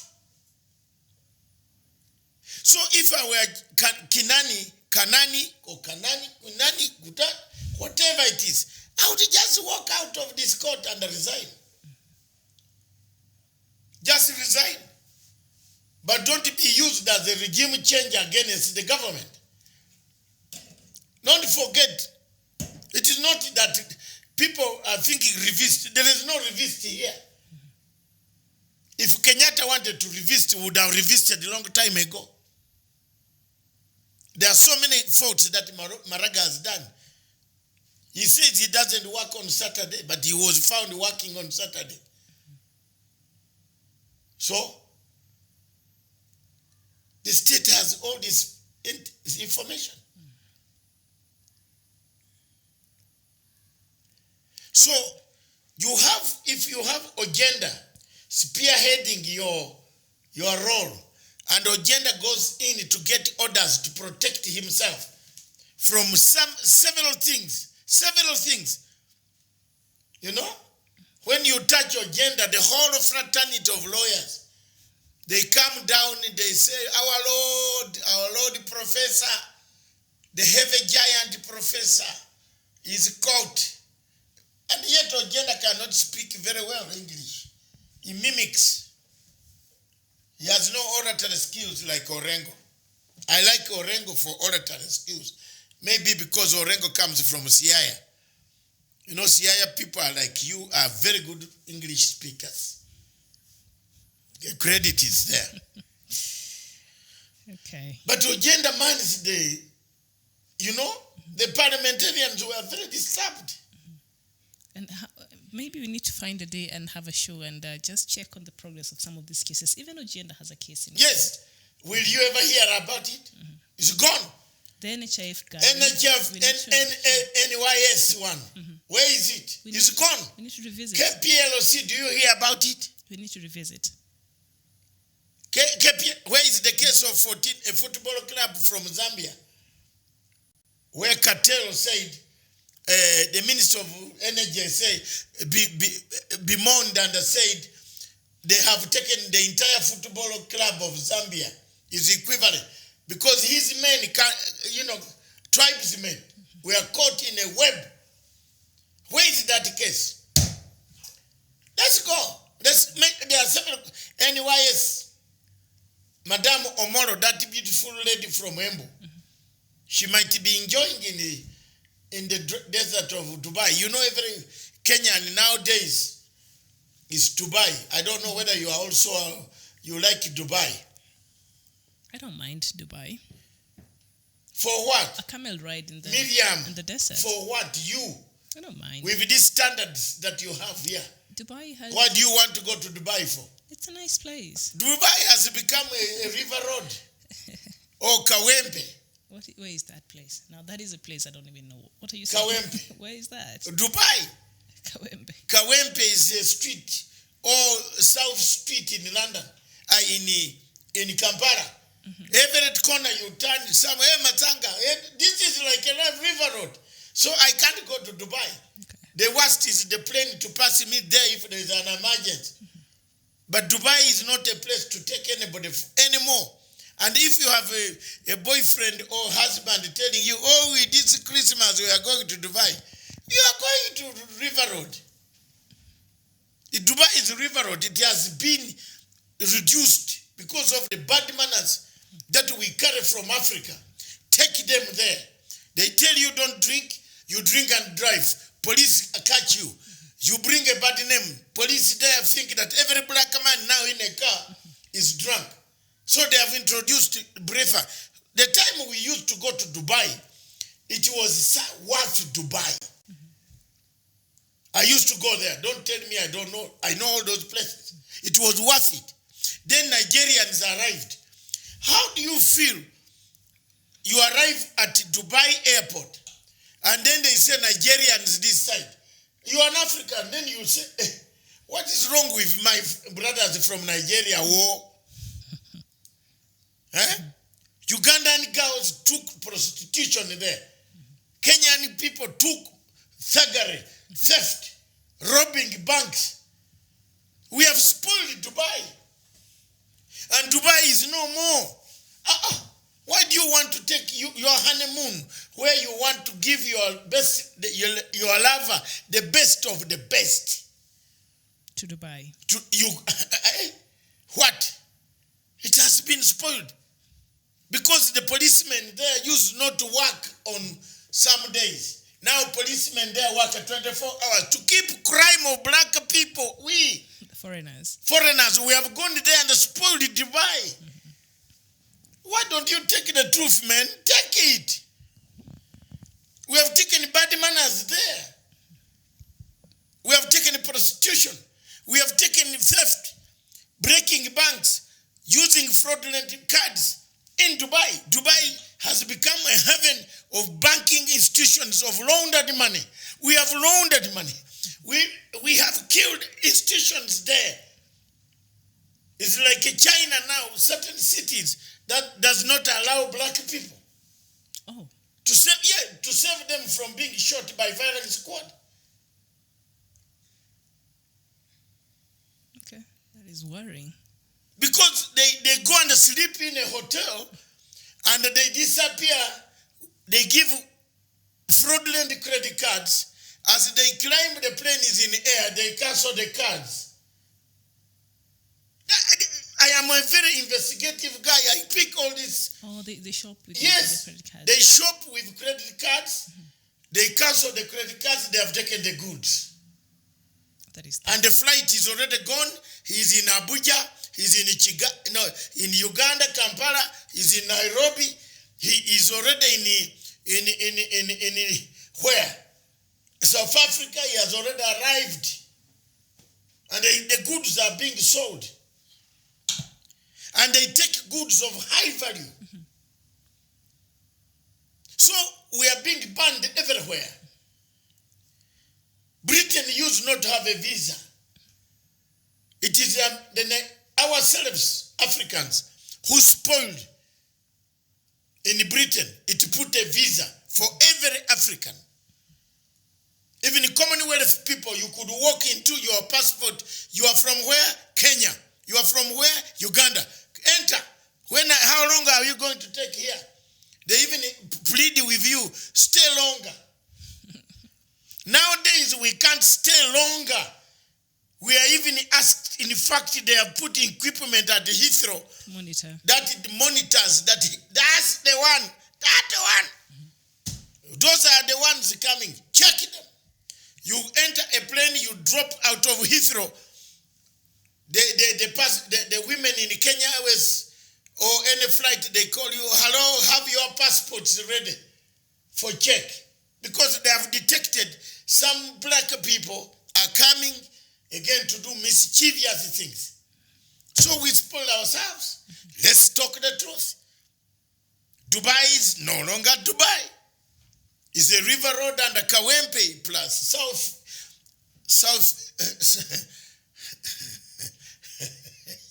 one of those streets in Kampala, in Katwe, where you find every Tom and a Dick Harry Ugandan. Oh, Omwami Matanga. Oh, Bwana Matanga uko hapa. Ah, hey, Oga, are you here? So what is that? Why do you take stress? You are already stressed. You go to Dubai to do what? To relax. It is only Maraga who needs to be in Dubai. Yeah, he's there now. For an official visit. Yes, he's there while the courts have closed. He closed the courts and went. Dubai is not a place to go. On a serious point. Mm-hmm. If I were a person who needs a honeymoon anymore, unfortunately, my honeymoon was 41 years ago. So I don't need the one. Okay. Your wife is listening, so I don't know. Yeah, she's listening. What she'll say to that. Yeah, she knows we had a very good honeymoon, but not in these ramshackle places. You don't renew your vows after a certain. You renew what? Renew the love and. You see, these are things that, Miriam, These are not these foreign. are the things that have killed Africa. Who renew what? What are you running away from? Let's talk about it. It's not killing Africa. These are the things that have killed Africa. Renew what? You renew your vow Madam, and your commitment. Who tells you there's no commitment? It's a sort of celebration. Who says there's no You commitment? celebrate 10 years. Like you're If you have stayed with a woman for 40 years, what is the renewal for? just to celebrate the 40 years. No, yes, but for what? Because marriage is really hard work. So Yes. you celebrate you made it this far. So it's just You could make mistakes by celebrating. okay. Then the woman will discover, so why didn't you do this thing before? That's why you're running away from this. No, you run, of course. Those Dubai trips. You remember, you notice that these trips are the ones that cause problems, and the people come back to kill each other. Show me one person who went to Dubai for honeymoon and the marriage is still on. I know several. Yeah, which one? They must be very low class. My personal. No, lower. They don't show up in public. But you go to Dubai and ride on camera in the desert. You come back and break the marriage, and then you pick one man here, another one there, another one. Now you are picked like 20. And who are we using in this case as an No, example? I don't know. They know it themselves. All right. You know it. Yes. They go to Dubai, they say honeymoon is in Dubai with the camera. Camera what? The camel. The camel ride. Yes, In camel ride. So the what? desert. I can go to honeymoon in Johannesburg and keep quiet in the corner, or Cape Town, And then you have or Port Elizabeth. a nice dinner in the boat, in the yacht in the evening. It's very These nice. are some of the things, Miriam. What for? Nice dinner, does it have love? Ministry of Tourism, Dubai, No, what love is in a human being, It is. not in a yacht. Otherwise, Princess Diana would not have left Princess Charles. But there was no love. Yeah. There was no love. That's correct. So, yeah, a yacht. What is a yacht? A yacht is not even love. You can have the lady in the yacht when her heart is not in the yacht. Don't take her. No, her heart could be in the yacht, but not you. Somebody out there help me. You can even have a woman on a yacht on Lamu waters. But she is just there saying, Her heart is in the yacht, but not in you. No, the heart is not even in the yacht. It's somewhere else. It's somewhere else with a small shamba boy. Okay. Then that means as a man you have failed. If your woman's heart is somewhere else, that means as a man it does happen. There's something that you And do these that is are not the right. people. These are the people who always say renewal life. I don't But mind. renew what? Don't renew. It's a celebration. Let me tell you, your dad and the mom, They renew all the they time. they hardly expose their renewal. Oh, they do. Maybe. That's why I've learned these things. And maybe you. Me, I have not grown up with my dad. Yes. I grew up The last 20, my dad, Yes. the last 20 years. I left at 29. That is when I literally separated from them. So the rest, I don't know. Okay. But I think my father and my mother kept. My mother is a mother's union. My mom too. Very strong mother's union. And she can tell you the verse of a Bible as today. But look at the situation. They had never asked me for this. My sijui what? No. Renewal. No. Renewal. Renewal is waste of money. It's like saying Valentine's Day. So what? Doctor, you need a renewal Valentine's Day. in Dubai. You Valentine's need Day. that. You need a renewal. I can't buy flowers in A renewal of vows. Celebrating the vows you made that long ago and saying, okay, we made it this far. It's a good thing. It's a blessing because marriages nowadays don't really last. So if you're able to make it that long, it is to be celebrated. And when you celebrate it, it gives the young ones hope to see that indeed marriages do work. So Are you becoming a counselor here? I'm just trying to get you into this club. Into this To club. fly to Not Dubai. not necessarily to Dubai. Mauritius is there, Seychelles is there, Mombasa is there. I mean, you don't even have to fly anywhere. It's just, to celebrate good life. Just need to put my candle on. Candle. That is the only time you put candles? No. You should be putting candles every day. Anyway, let's just look at the judiciary. Production, watch this. That candles must be lit. Every day. Where? The good scent. The house. No, that's okay for scent. It's good. I have the Indian It's good. Udu. No, that is too strong. That's very good. But the candles can burn me when I'm sleeping. I'm when you are lonely and the brain is overworked. No, when you buy the cheap The ones. candle can come slow. No, when you buy the cheap ones, Yes. because the good ones. Mom, don't ever do that. They're in a glass. I still need you. They're in a glass, so, Yes. so they can't really, nothing can catch fire. The good candles. Why can't you buy? They're in a Can container. I give you 1,000 bob? You buy me some today. They don't cost 1,000 bob. The good candles. But let's talk about other things. I am even thinking of 1,000 bob, yet the candles cost more. Don't tell me they cost like 10,000 shillings. The good ones that will not burn your house. No, how much is it? Let's not talk about it. Because I also want to change life, maybe add more years by doing what you do. No, it makes you relax. Huh? Yeah. Makes you relax. I can't relax by normal light. Well, you can, if that is the way of relaxing. Thank you very much. That is a topic for uncensored. No, that is a topic that is already done. And And the uncensored. reason why we are here is because Chief Justice Chief Justice Maraga is in Dubai. is in Dubai. That has brought us Doha. here. Yes. He has just seen pictures that have been brought in by one of his members of the delegation. You know, I'm very good, well placed. And they are saying they are discussing nothing. The Chief Justice is out of the country discussing zero. The courts are on strike. There you are. Whom was he meeting in Doha? In Qatar.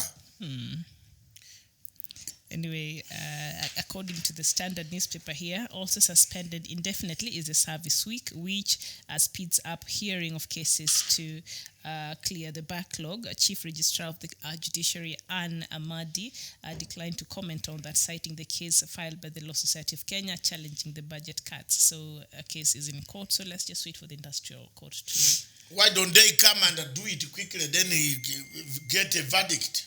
But if the industrial court is listening to this case, is it not a court that is supposed to be closed, or we need at least one function? I think that is when, This is... at times you can see quite a lot of things, my dear sister. So anyway, the judiciary had requested for 31.2 billion Kenya shillings, but Parliament allocated 14.5 billion shillings, which Treasury has now slashed to 11.5 billion. And yesterday, the Labour Court in Malindi and High Court in Nakuru suspended sittings with public cases. Public notices sent out citing budgetary constraints. Court officers and judges who spoke to the Standard warned of an imminent collapse of the justice system if the crisis is not urgently addressed. This is the first time the country is staring at a total paralysis in the judiciary due to lack of money. Doctor, this is very serious. I know we talk about it, and jokes aside, this is quite serious here, because judiciary cannot not work in a country like Kenya. Because the judges are not worth it. Especially the Chief Justice. There are judges there who are worth it, but the Chief Justice is a problem. That's it. I have not said Maraga is corrupt. Maraga is not corrupt, but Maraga is incompetent. Even if you cut my hands and I remain handless, I will say the same. Thank you very much, viewers. All right. Until Kenya cleans, I hope in the BBI, one of the things in the BBI is tackling these courts. It's how to tackle the courts. What courts they should do. How do you select a Chief Justice? You mean reforms? Reforms, yes. Recommendations for reforms.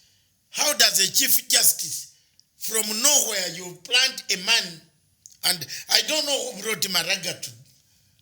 He went through the whole process. I don't know. Yes, he did. We make mistakes ourselves. And then the man came back to stab Jubilee Party itself. Poop! Election nullified. He made noise. He rose high.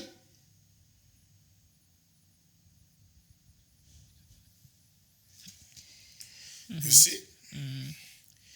The High Court suspends the implementation of circular issued by Treasury on the judiciary budget cuts. Information has just come.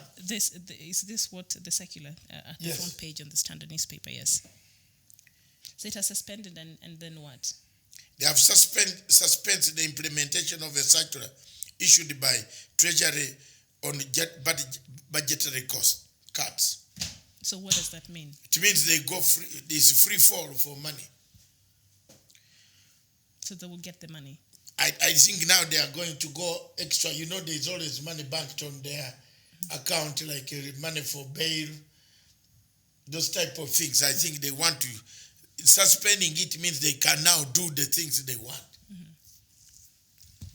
Okay, so is that good for the country? Or no? It is a further deepening crisis. If you don't agree with your treasury, which is going to pay you, it means you are in a crisis. Thank you very much. All right. And God bless you. Okay. Thank you very much, our viewers. Tonight, the special program on diplomatic leaks. Don't miss. It's a show. What do we look at? South Sudan? I think we started looking at South Sudan. Was it last Tuesday or Thursday? That was the punch. We lost lost on Thursday, and then we had a technical issue, and then we lost it. So yeah, perhaps we should revisit South Sudan now that it's 14 days to the deadline on the 12th of November. and other things. And I'm reading what is happening in the Guineas. Maybe even that. What is behind all this chaos? At the same time, what is happening? But yeah.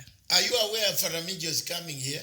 You said that yesterday. Yes. Do we have a date already? Yes, it looks like. So he's coming to meet with the I president? think so. Or he's coming for a convention or There is a convention coming here, which Kenya should, in December, host about over 69 heads of state. And Farmajo is coming for that, or he's I coming think earlier so. before that. He might be, I don't know, but I will confirm.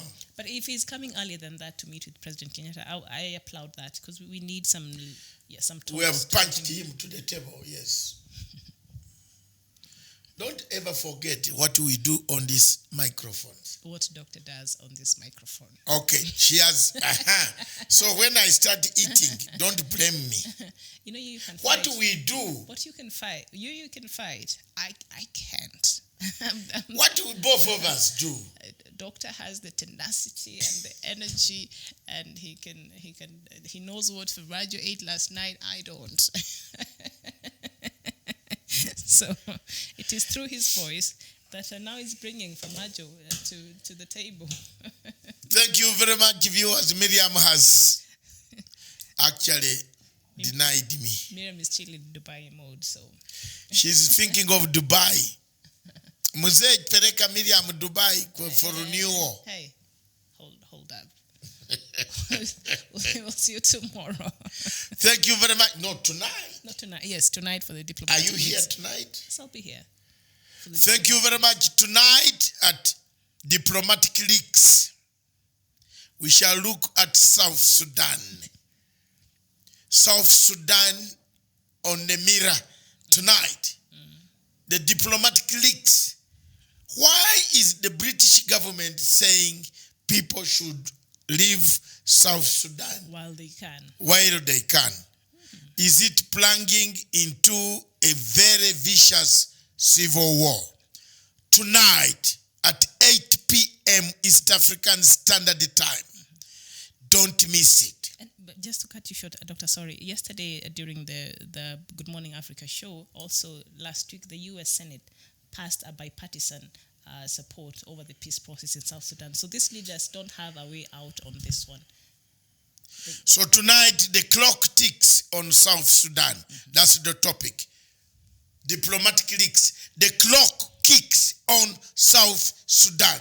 And the countdown continues to the 12th of November. So we see you at... We want our production team to pick. Tonight, the clock clicks on South Sudan. That's the topic. Then Miriam can add on later on hers. Thank you very much. At 8 p.m., the clock clicks on South Sudan. Diplomatic leaks. Hey, if you want to hear things you have never heard, tune in at 8 p.m. East African Standard Time. You will not regret the diplomatic leaks. Why America has failed to proscribe Al-Shabaab. Are there any talks? Hello? Tune your brains for that tonight. Several things. You see, with diplomatic things, we always quietly investigate these diplomats and see what they do, what they have done. Which night club they go. I wouldn't know that. Miriam knows. I've never been to by proxy.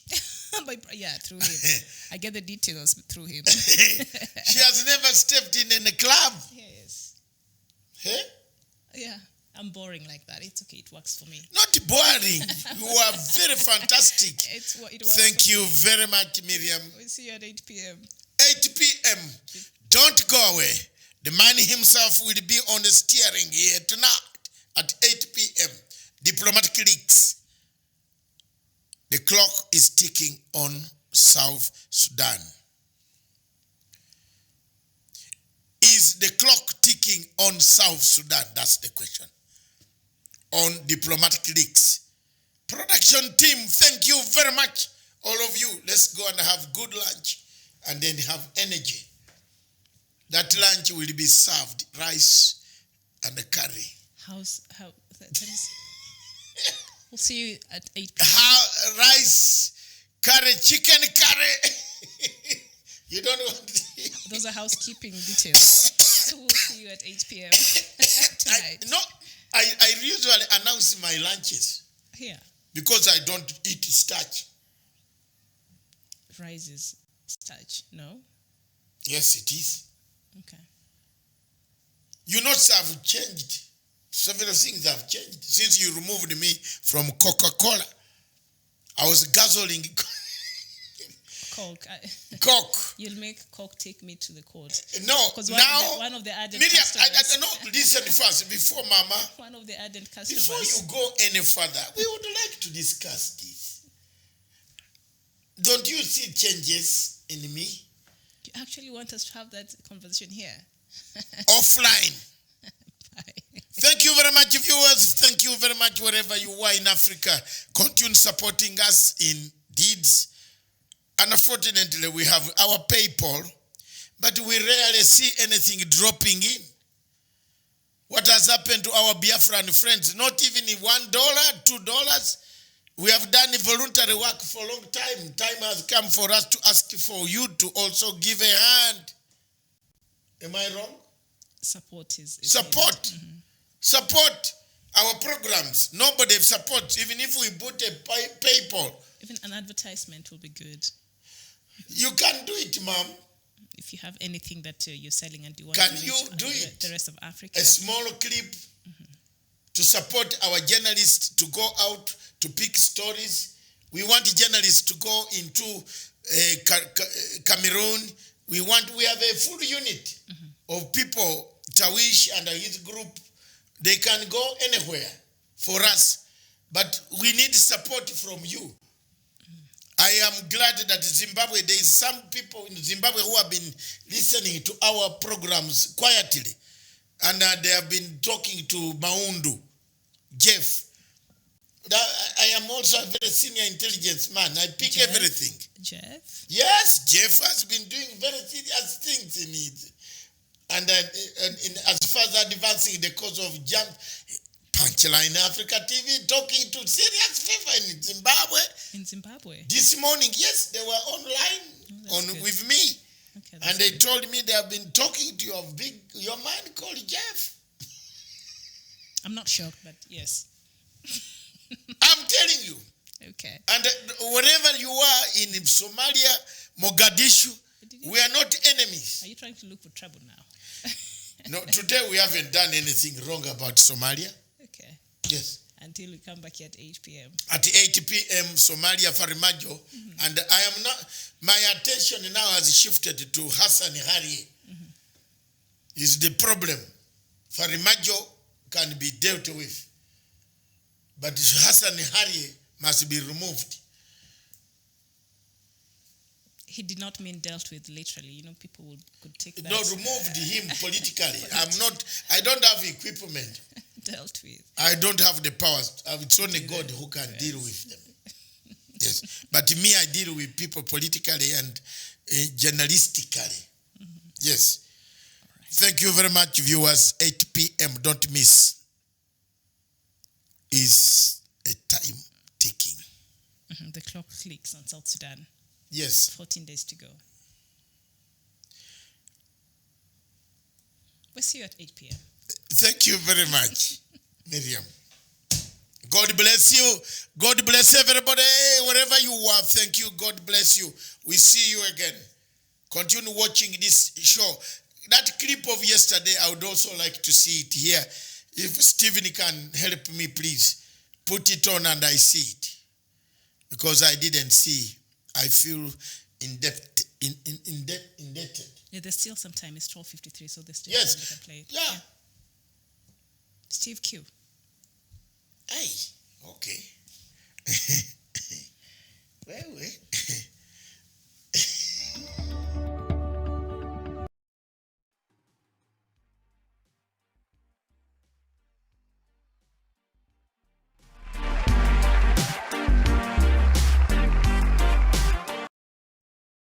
evening and welcome to the Spotlight. My name is Levi Kones. I want to start by making an apology to all of you that have been waiting for this program tonight. We really do apologize for the delay in the start of this program, but as they say, the show must go on.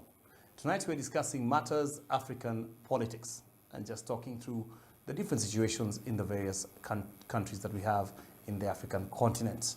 And with me is a gentleman who is well versed on matters to do with Africa. He is the chairman of the Pan-African Forum, as well as a media mogul himself, Dr. David Matsanga. Thank you very much for inviting me, and I'm always very glad to return to CAS TV. Karibu sana. And thank you very much, Chairman. Yeah, so greet the chairman for me before I forget. yeah. Yes.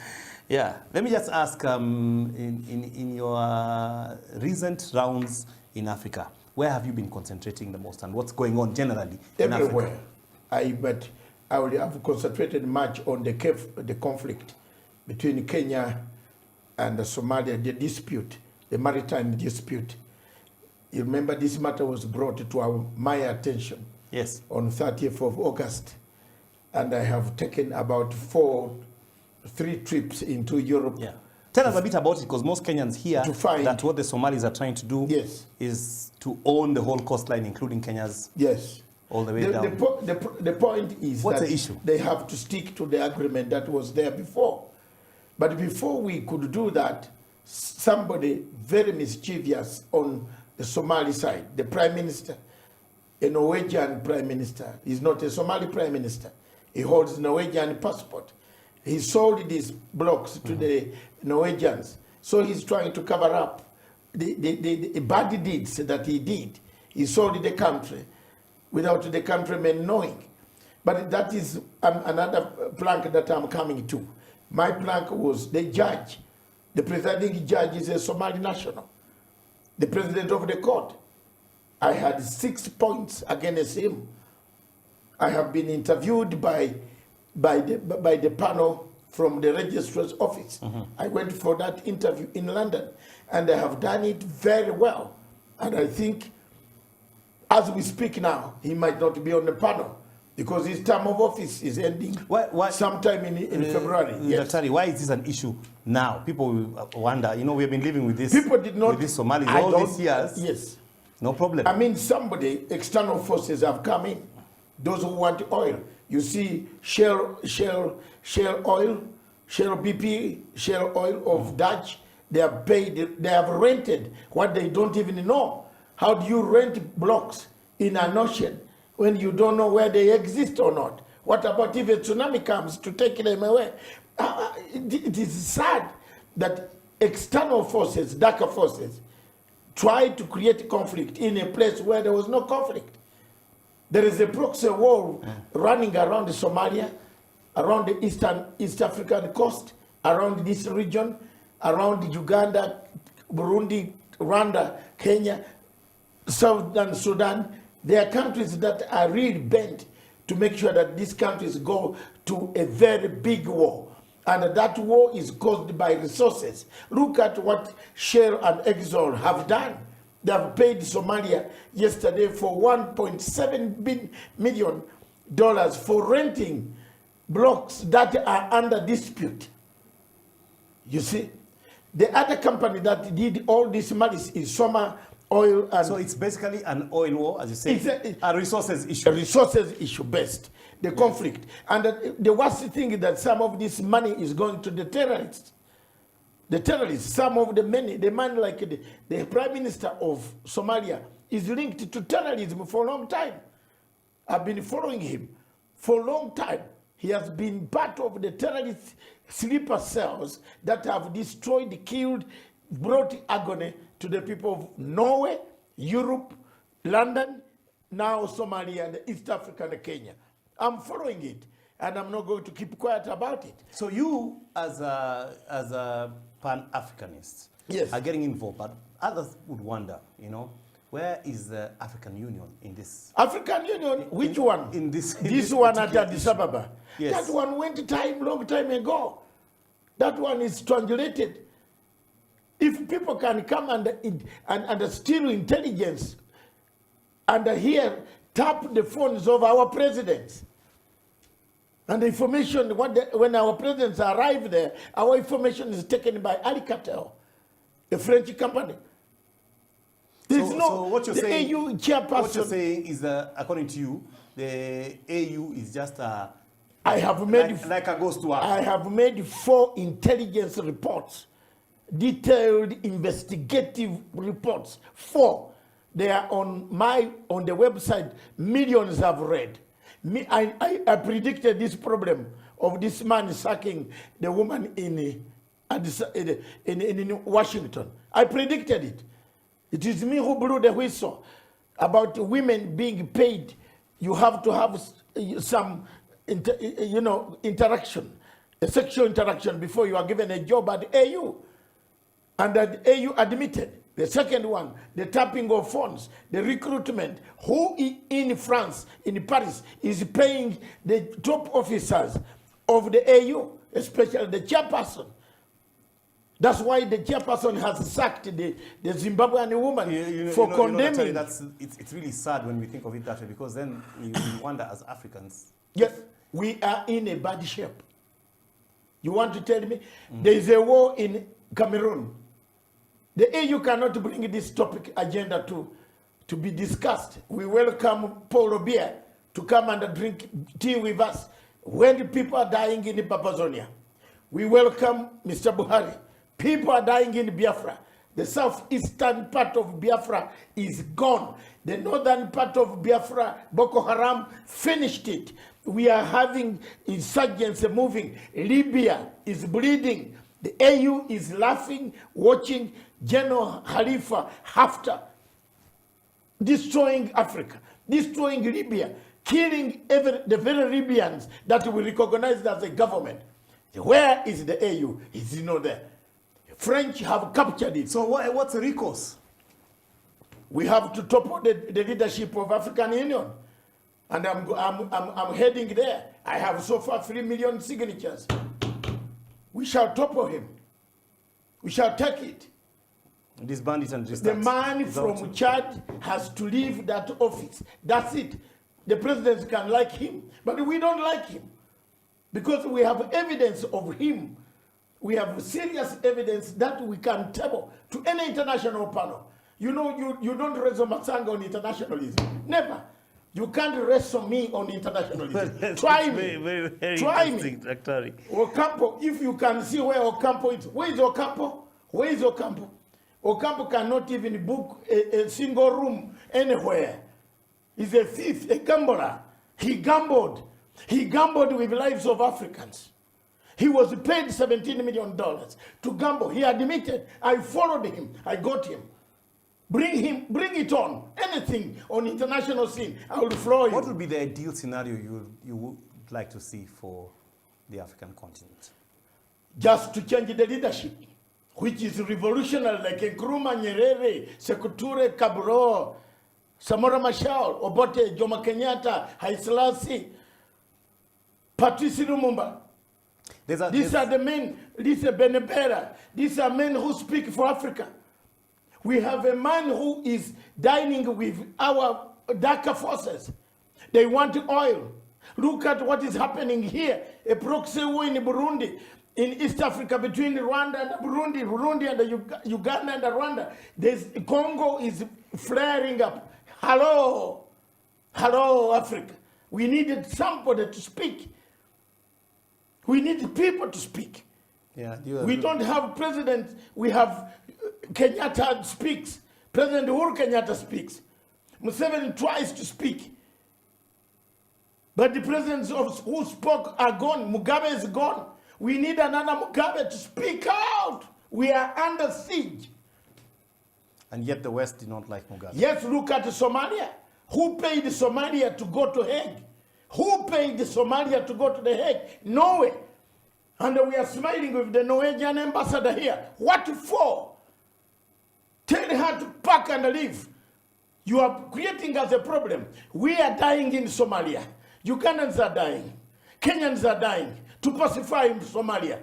American hegemony comes to open an embassy, refuses to proscribe Al-Shabaab. Hello.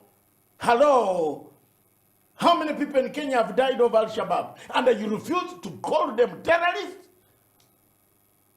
So are you, the suggestion here would be, like most would say, this would be, we are saying that there is some neo-colonialism going on and trying to fight against it. And yet Africa for many, many years has since even post-independent Africa has still needed a lot of help from the West. Which help? And we have even as we say what you alluding to and yes. talking about how yes. they, there's a fight for resources. They're trying to get into the African continent and take out all these things. The truth of the matter is we do have African governments that are still begging for aid out there. Why do we beg for aid today? Because we have been strangulated. We have been strangulated. On one hand, when we want to stabilize, you bring sanctions on us. Today, over 2,000 officials of Uganda government are on sanction list. So my country will be devastated with sanctions. Why do you sanction people, then follow to stop aid? Sanctions in third world countries don't change governments. Yeah, there are still sanctions in Zimbabwe. Yes, as we speak. they don't have. And yet there has been a regime change. No, is the government changed? The same government, the same people. My brother in Mnangagwa, we started fighting sanctions with Mnangagwa 20 years ago. It is Mnangagwa who introduced me to Mugabe. And I started working against sanctions, removed the sanctions on the ministers. The only two people in Zimbabwe left on the European Union sanction list is the Mugabe is gone, the wife, and one company. I filed an application in the European Court of Justice, General Court, this is David Matang, to remove sanctions on Zimbabwe. And though they say that these sanctions are because we are violating human rights, is a way of checks and balances to make how much human rights have been violated in Afghanistan?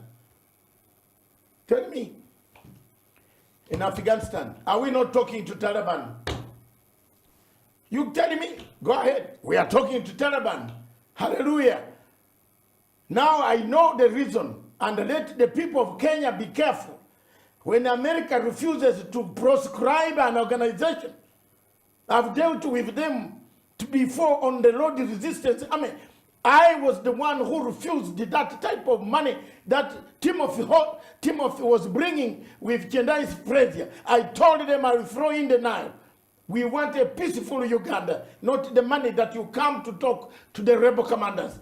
Let the Kenyans be careful. Al-Shabaab could be talking somewhere in Samara with America.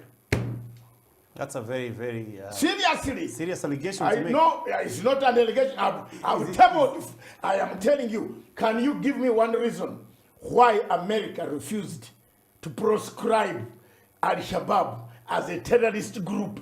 Tell me. I wouldn't do. I'm not. Tell me. Then. Okay. We're going to take a quick break on that note. When we come back, more on African politics. You're on the Spotlight. Don't go away.